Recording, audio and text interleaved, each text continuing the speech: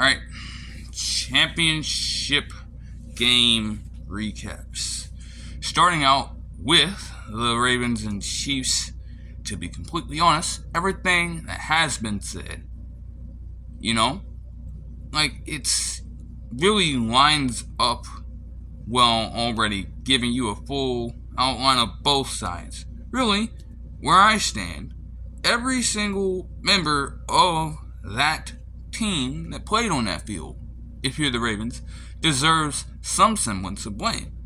To be honest, I just look at, the time of possession, the amount of times they were able to run the ball, the Chiefs, and just stuck with it regardless of, the yards per carry, and also the fact that they didn't have a single turnover.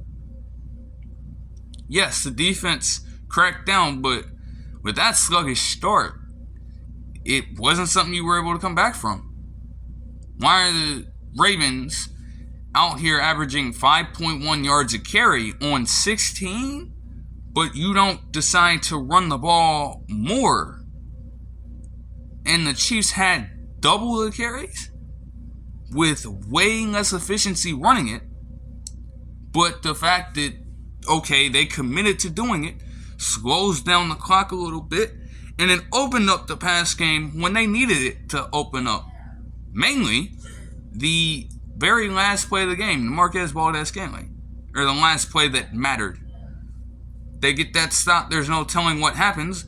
You can't say that they would necessarily get a touchdown, but of course, nothing is out of the realm of possibility when you have Lamar Jackson catching his own pass. Again, as many people have pointed out, obviously it wasn't the first time the Chiefs have had this happen to them in the playoffs where a quarterback caught their own pass. However, people are going to use this as ammo against Lamar Jackson. It's unfair and it's very wrong if you ask me, but the joke writes itself, I guess. I don't know. I did find it weird that Justin Tucker and, Travis Kelce were getting into it, honestly. But it's like, Tucker is a cool dude. He's not going to necessarily be one to worry about those types of things. He just thinks these are his words. He finds it just silly, to be honest.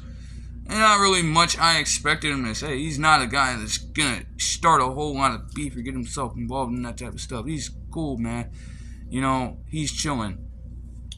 Meanwhile, Lamar, I guess it's fair in his case. Again, another one of his own quotes. He's not frustrated. He's not necessarily angry, but frustrated. You can't blame him. Like, this was a great opportunity for this team. They were right there on the heels of it. All things seem to have lined up pretty well.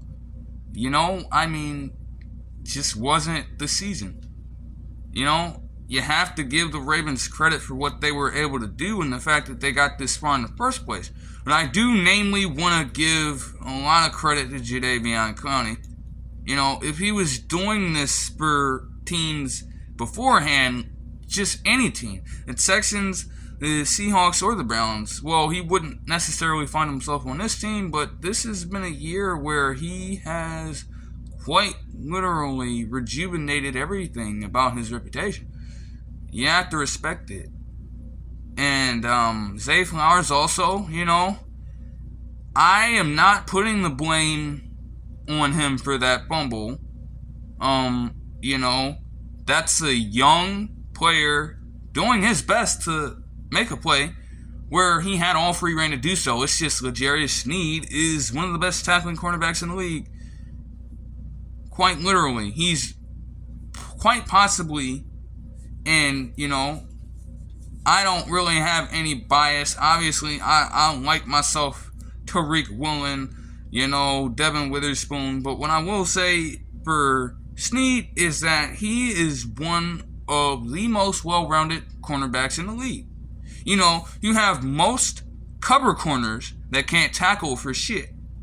You have most cornerbacks who are adept at tackling, but are slow as hell in coverage. The thing with L'Jarius Sneed is that he can do a little bit of both and even add in, more aspects to his game. You gotta look at the PFF numbers for him when it comes to blitzing. You realize how many pressures this man gets in a game on quarterbacks? And a lot of these plays just, he's timing it up perfectly. And in a fair amount of the cases, they force an errant pass. They lead to a turnover of some kind.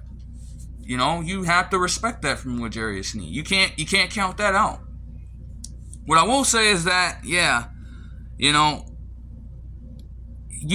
do need to have better control of your emotions, I guess. I will admit that the taunting call was a little soft.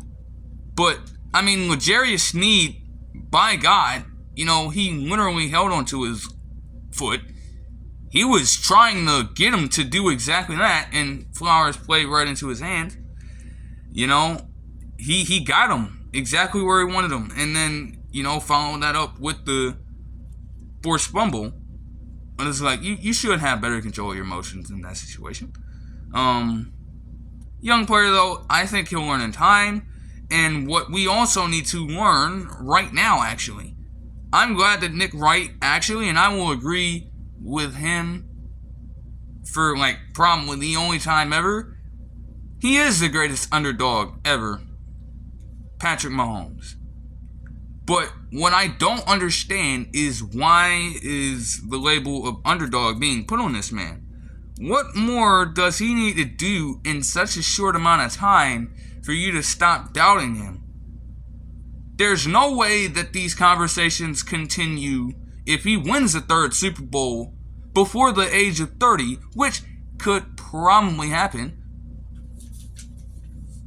What are we actually thinking about right now? I don't understand it. Now, that's it for that game. Congrats to the Chiefs for advancing. And, they are going to meet the 49ers again. The battle, with all the leap year implications and things like that. The rematch of Super Bowl 54. Honestly, again, I think it's going to go the same way. But, again, in terms of this game right here, I said that, everybody deserves blame for the Ravens and Chiefs game. Well, it's the same case here.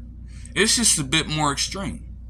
When you lose a 17-point lead and you go on a 0-27 streak in the scoring department in the second half, before getting a late game touchdown with Jamison Williams that eventually didn't matter because on the play before that you call a run in that situation, knowing that you're going to need all three of those timeouts to try to get the ball back. And that leads into the very point I'm trying to make, Dan Campbell, I respect how aggressive that Dan Campbell can be, but one of his greatest assets in his aggressiveness just bit him in the ass and preventing him from getting to the Super Bowl. A Super Bowl that they were 30 minutes away from reaching. The city of Detroit, honestly, as crazy as shit can get, they were right there. You have a fair amount of people backing you. It was right there for the taking, and quite literally, your fans deserve it, and you just put up a goose egg. They were able to run the ball effectively, getting Jamison Williams, Jahmyr Gibbs, David Montgomery, all of those guys. Some good work early on, but later on, you just kind of lose your mind. The Jahmyr Gibbs fumble, granted, that shouldn't happen, but it seemed like nobody could get it going on the ground at any one point. Earlier it was like, hey, we're going to run it down your throat, and then it opens up the pass game. That didn't really happen. They got away from it. But still, multiple fourth downs in 49ers territory. You don't kick the ball at least one time. You don't go for a field goal at least one time. I understand Michael Badgley doesn't have the strongest leg in the world. I get that. But at the same time, these are makeable field goals for him, and you're choosing to go for it? Especially on a 4th and 5. Again, why bother doing it? Why? Like, what are we thinking about? It doesn't make any sense to me. And it's those type of things that just, completely kill the game for them. I mean, there's no way that you're just going to drive down, get yourself in 4th and 2, 4th and 3, deep in their territory, and just not take your points. It's playoff football. Yes, you can't win a lot of these games without some level of aggressiveness, but you also need to learn how to balance it out.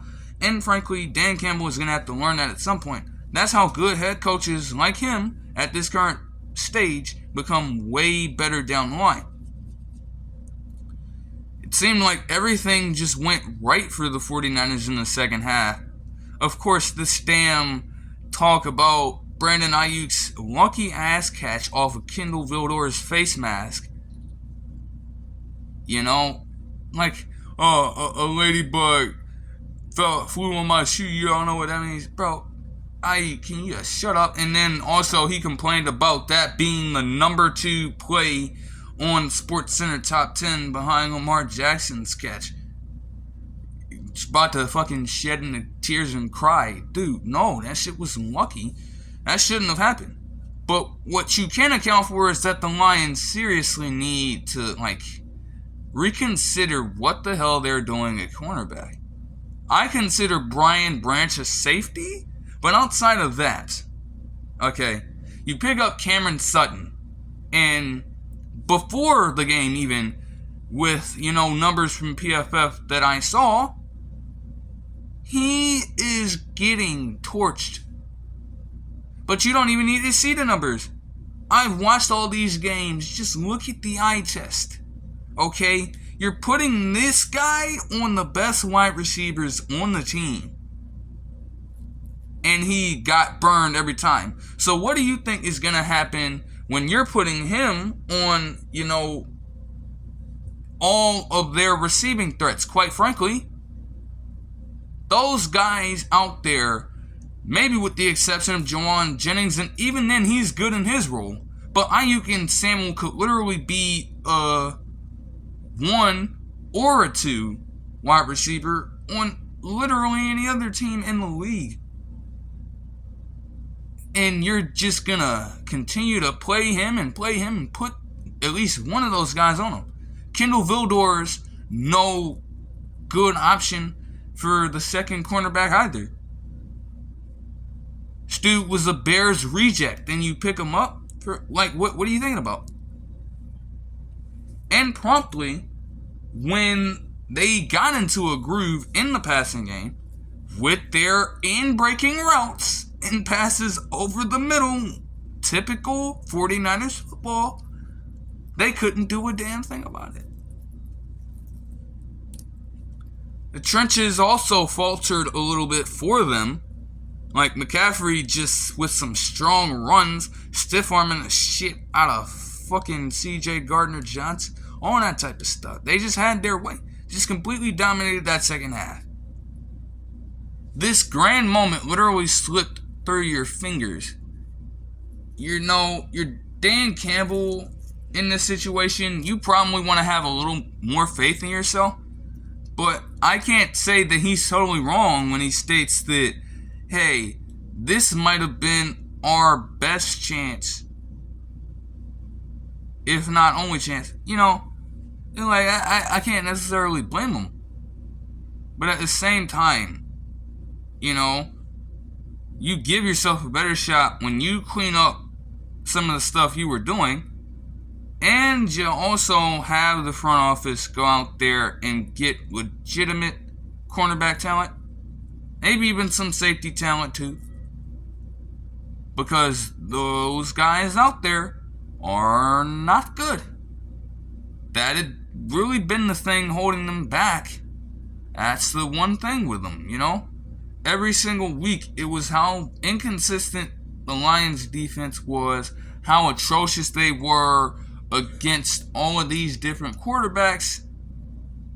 And they started off playing Brock Purdy very well.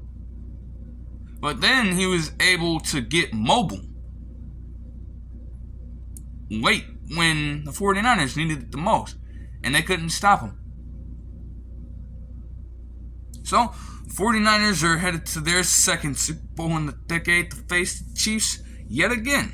Again, I think the result is going to be the same as it was in 2020. But that will do it for this one. I hope you guys enjoyed the video, and I'll see you guys in the next one. Peace.